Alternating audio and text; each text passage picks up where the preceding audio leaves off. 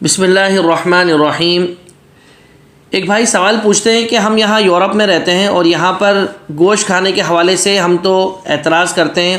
اور بچتے ہیں، حلال گوشت کھانے کی کوشش کرتے ہیں اور حلال ہی کھاتے ہیں، لیکن بعض دوست احباب یہ فرماتے ہیں کہ بھائی اہل کتاب کا ذبیحہ تو حلال ہے لہذا کھا لینا چاہیے، تو اس بارے میں وہ سوال پوچھتے ہیں۔ تو یاد رکھیں،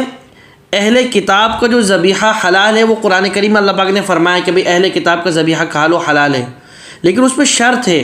اور وہ شرط یہ ہے کہ وہ ذبح کے وقت اللہ کے علاوہ کسی اور کا نام نہ لیں۔ اگر اللہ کے علاوہ کسی اور کا نام لیں گے یا ان کے عقائد کچھ اور ہوں گے پھر وہ حرام ہے۔ یعنی آج کل جو یہود و نصارہ ہیں وہ اپنے مذہب کے اصول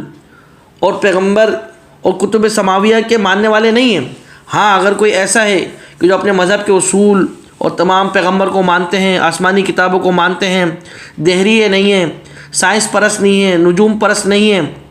پھر وہ جانور کو ذبح کرتے وقت اللہ کا نام لیتے ہیں، ایسے اہل کتاب کا پھر جو ہے کھانا جائز ہوگا۔ لیکن علماء کرام یہ فرماتے ہیں، تمام علماء کرام آج کل یہ فرماتے ہیں کہ موجودہ دور کے جو یہود و نصارہ ہیں وہ اکثر کے اکثر ملحد ہیں اور وہ دہریے ہیں، اور یعنی لادینیت ہے ان کے اندر، سائنس پرست ہیں اور ستاروں کی پرستش کرتے ہیں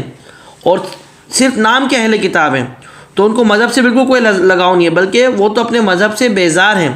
تو لہٰذا اب ان کا ذبیحہ کھانا یہ مشتبہ ہوگا، اس سے بچنا چاہیے، یعنی شک و شبہ والا ہوگا۔ اب آپ کے ہاتھ میں کوئی چیز ہو، آپ کو شک ہو کہ پتہ نہیں یہ چاکلیٹ ہے یا گو، پتہ نہیں یہ چاکلیٹ ہے یا پخانہ،